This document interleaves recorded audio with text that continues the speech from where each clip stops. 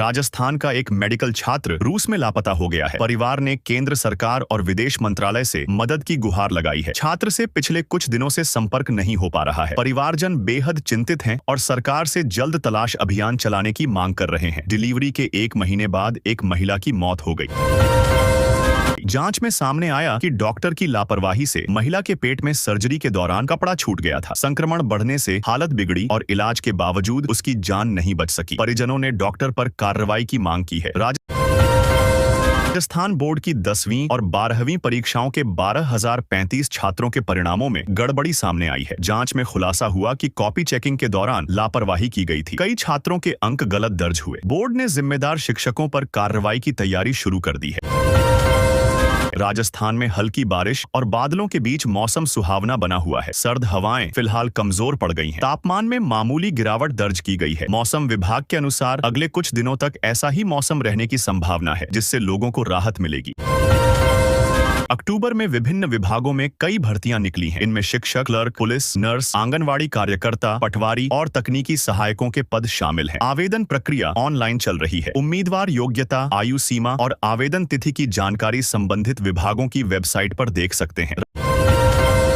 राजस्थान में जमादार ग्रेड 2 पदों के लिए ऑनलाइन आवेदन प्रक्रिया शुरू हो गई है। इच्छुक उम्मीदवार निर्धारित तिथि तक आवेदन कर सकते हैं। भर्ती बोर्ड ने योग्यता, आयु सीमा और आवेदन शुल्क की जानकारी जारी की है। उम्मीदवार आधिकारिक वेबसाइट पर जाकर आवेदन पत्र भर सकते हैं।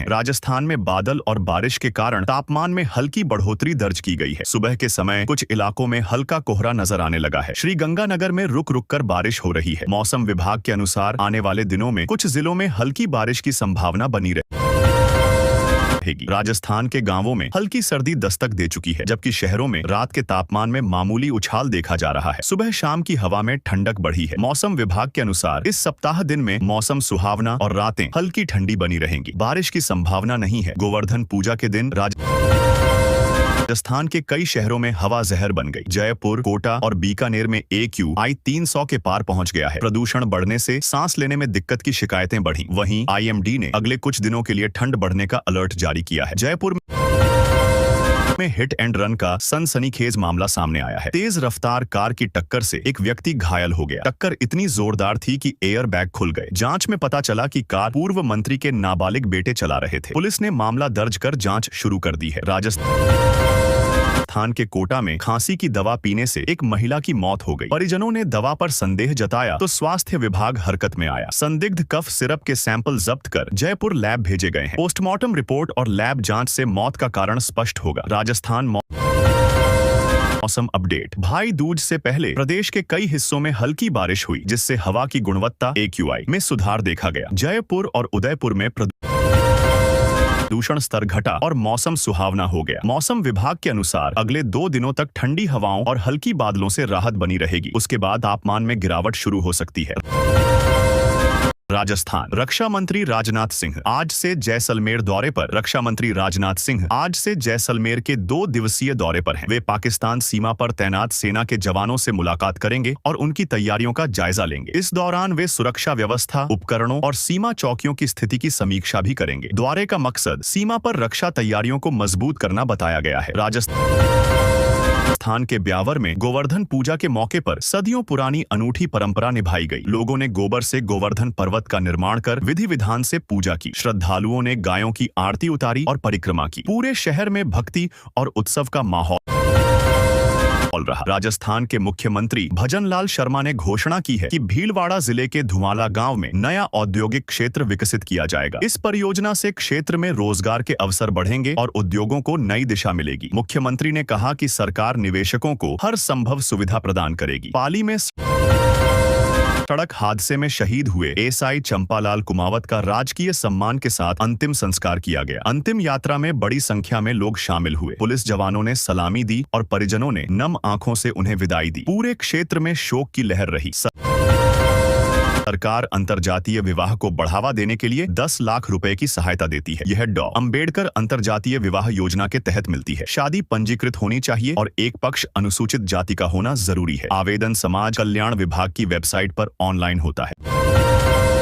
राजस्थान के एक सरकारी अस्पताल में 2 नवजात शिशुओं के बदलने का मामला सामने आया। दोनों परिवारों में विवाद हो गया तो पुलिस पहुंची। अस्पताल प्रशासन ने मामला शांत कराया। परिजनों ने डीएनए जांच की मांग की है ताकि बच्चों की सही पहचान हो सके। जांच जारी है।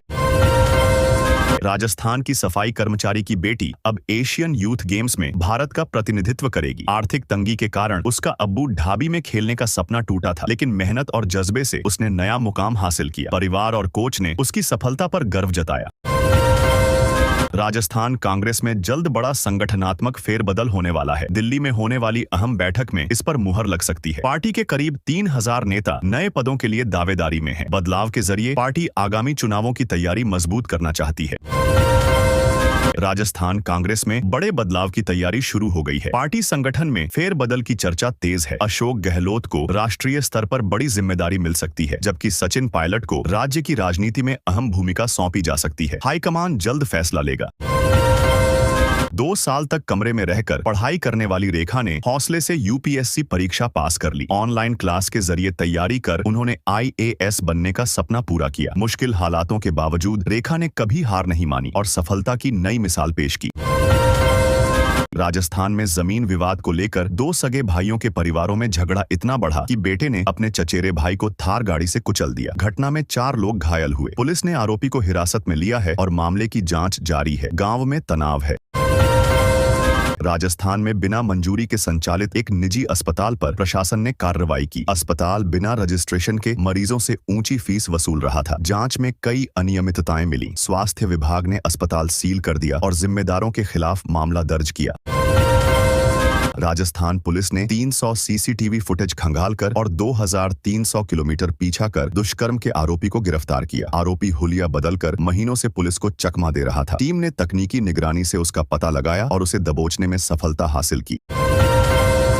राजस्थान के बीकानेर में कलेक्टर बंगले के पास बदमाशों ने स्कूटी सवार महिला जज को निशाना बनाया। आरोपियों ने उनकी चेन झपट ली और मौके से फरार हो गए। पुलिस ने इलाके के सीसीटीवी खंगालने शुरू कर दिए हैं और आरोपियों की तलाश जारी है।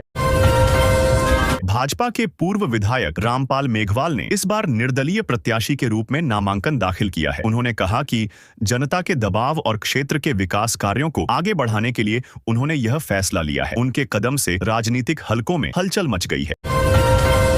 अंता उपचुनाव से पहले बीजेपी मंत्री जवाहर बेढम ने कांग्रेस प्रत्याशी भाया पर निशाना साधते हुए कहा कि वे खनन माफिया हैं और जनता को गुमराह कर रहे हैं। बेढम ने दावा किया कि तीसरे मोर्चे का कोई वजूद नहीं है और बीजेपी यहां बड़ी जीत दर्ज करेगी। राजस्थान के नागौर में पुलिस ने बड़ी कार्रवाई करते हुए 1 करोड़ रुपए मूल्य का सोना जब्त किया है। पुलिस ने 3 तस्करों को गिरफ्तार किया जो कार में सोना छिपाकर ले जा रहे थे। जांच में पता चला कि सोना बाहर से लाया गया था। पुलिस अब सप्लाई नेटवर्क खंगाल रही है। अंता उपचुनाव में कांग्रेस और भाजपा के स्टार प्रचारकों के आने से पहले कांग्रेस प्रत्याशी नरेश मीणा जोरदार जनसंपर्क में जुटे हैं। वे गांव-गांव दौड़कर वोट मांग रहे हैं। मीणा जनता से स्थानीय मुद्दों पर समर्थन की अपील कर रहे हैं। दोनों दलों में माहौल गरमाने लगा है। राजस्थान में दीपावली पर ठंड का डबल अटैक देखने को मिल रहा है। सुबह शाम ठिठुरन बढ़ गई है। तापमान में गिरावट जारी है। मौसम विभाग IMD ने नया अलर्ट जारी किया है, जिसके अनुसार आने वाले दिनों में न्यूनतम तापमान और गिरेगा। उत्तर पश्चिमी हवाएं ठंड बढ़ा रही हैं। मुख्यमंत्री शर्मा ने 72 लाख किसानों को बड़ी सौगात देते हुए प्रधानमंत्री किसान सम्मान निधि योजना की 4थी किस्त जारी की। इस योजना के तहत किसानों के खातों में सीधे राशि हस्तांतरित की गई। सरकार का उद्देश्य है कि किसानों की आर्थिक स्थिति मजबूत हो और कृषि विकास को बढ़ावा मिले। राजस्थान में दीपावली से ठीक पहले 3rd ग्रेड शिक्षकों को बड़ा झटका लगा है। 1491 शिक्षकों का स्थायीकरण रुक गया है। विभागीय प्रक्रिया में अड़चन आने से उनका सपना अधूरा रह गया। शिक्षकों में नाराजगी है और वे सरकार से जल्द स्थायीकरण की मांग कर रहे हैं। राजस्थान में मौसम ने एक बार फिर करवट ली है। मौसम विभाग ने कई जिलों में भारी बारिश का अलर्ट जारी किया है। जयपुर, उदयपुर, कोटा और बांसवाड़ा में बादल गरजने और तेज हवाओं के साथ बारिश की संभावना जताई गई है। लोगों को सतर्क रहने की सलाह दी गई है। राजस्थान में जमादार ग्रेड 2 भर्ती के लिए आवेदन प्रक्रिया शुरू हो गई है। इच्छुक अभ्यर्थी निर्धारित तारीख तक ऑनलाइन आवेदन कर सकते हैं। भर्ती बोर्ड ने पात्रता, आयु सीमा और चयन प्रक्रिया की जानकारी जारी की है। उम्मीदवारों को आधिकारिक वेबसाइट पर जाकर आवेदन करना होगा। राजस्थान में दर्दनाक सड़क हादसे में थार और ट्रक की जोरदार टक्कर हो गई, जिसमें 2 भाइयों की मौके पर ही मौत हो गई। हादसा इतना भीषण था कि गाड़ी के परखच्चे उड़ गए। पुलिस ने मौके पर पहुंचकर शवों को पोस्टमार्टम के लिए भेजा और जांच शुरू की। राजस्थान में मानवता को शर्मसार करने वाला मामला सामने आया है। एक सरकारी शिक्षक अपनी पत्नी को बीच सड़क पर पीटता रहा। ससुर भी उसके साथ थे। महिला चीखती रही, लेकिन आसपास खड़े लोग तमाशा देखते रहे। पुलिस ने मामला दर्ज कर आरोपियों की तलाश शुरू कर दी है। प्रधानमंत्री किसान सम्मान निधि योजना जहां कुछ राज्यों में धीमी पड़ गई है, वहीं इस राज्य में सीएम किसान सम्मान निधि योजना किसानों के लिए वरदान साबित हो रही है। सरकार ने किसानों के खातों में सीधे राशि ट्रांसफर की है, जिससे उन्हें खेती किसानी में बड़ा सहारा मिला है।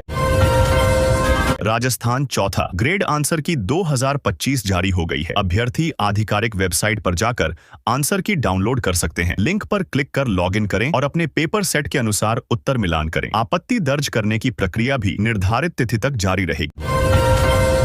राजस्थान के चूरू में फायरिंग की घटना से सनसनी फैल गई। दुकान जा रहे युवक पर बाइक सवार बदमाशों ने ताबड़तोड़ गोलियां बरसा दी। युवक गंभीर रूप से घायल हो गया और उसे अस्पताल में भर्ती कराया गया है। पुलिस ने मामले की जांच शुरू कर आरोपियों की तलाश तेज कर दी है।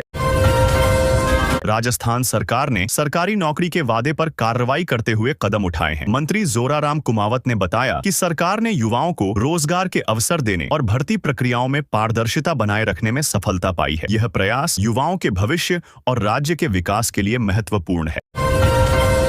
राजस्थान चौथी श्रेणी परीक्षा 2025 की उत्तर कुंजी जारी कर दी गई है। उम्मीदवार आधिकारिक वेबसाइट पर जाकर अपने प्रश्न पत्र सेट के अनुसार आंसर की डाउनलोड कर सकते हैं। यदि किसी उत्तर पर आपत्ति हो तो निर्धारित समय में उसे दर्ज कराना संभव है। धनतेरस पर जयपुर के बाजारों में खरीदारी का उत्साह देखने लायक रहा। लोग सोना चांदी, दिए और सजावटी सामान खरीदने के लिए भारी संख्या में बाजारों में पहुंचे। दुकानदारों ने छूट और ऑफर्स की पेशकश की। त्योहारी माहौल में बाजारों में रौनक और भी बढ़ गई। राजस्थान में भूमाफियाओं ने करोड़ों की सरकारी जमीन हड़पने का सनसनीखेज मामला सामने आया। उन्होंने पर्सनल प्रॉपर्टी बताकर रजिस्ट्री करवा ली और कडाना विभाग की जमीन पर कब्जा कर लिया। प्रशासन ने जांच शुरू कर दी है। वहीं अधिकारी हतप्रभ हैं कि यह धड़ल्ले से कैसे संभव हुआ। दीपावली से पहले बांसवाड़ा को बड़ी सौगात मिली है। केंद्रीय रेलवे ने नीमच बांसवाड़ा दाहोद रेल लाइन के फाइनल लोकेशन सर्वे को मंजूरी दे दी है। इससे क्षेत्र में रेल कनेक्टिविटी मजबूत होगी और आर्थिक गतिविधियों को बढ़ावा मिलेगा। स्थानीय लोगों में खुशी और उम्मीद की लहर दौड़ गई है। राजस्थान में 2 सरकारी अधिकारी 2,50,000 रुपए की रिश्वत लेते रंगे हाथ गिरफ्तार किए गए। मामला इलाके में चर्चा का विषय बन गया है। अधिकारियों ने रिश्वत लेने की कोशिश की थी, लेकिन एंटी करप्शन टीम ने समय रहते कार्रवाई कर उन्हें पकड़ लिया। जांच अभी जारी है। राजस्थान के भरतपुर में एक दर्दनाक सड़क हादसा हुआ, जिसमें एक ही परिवार के 4 लोगों की मौत हो गई। हादसा इतना भीषण था कि वाहन के परखच्चे उड़ गए। पुलिस और आपदा टीम ने मौके पर पहुंचकर शवों को कब्जे में लिया और मामले की जांच शुरू कर दी है। राजस्थान RAS परीक्षा 2025 में अंकिता पाराशर ने शानदार प्रदर्शन करते हुए दूसरी रैंक हासिल की है। इसके साथ ही वह VDO से SDM बनेंगी। उनके इस सफलता ने छात्रों और युवाओं में उत्साह बढ़ा दिया है। राज्य सरकार ने उनकी उपलब्धि पर बधाई दी है।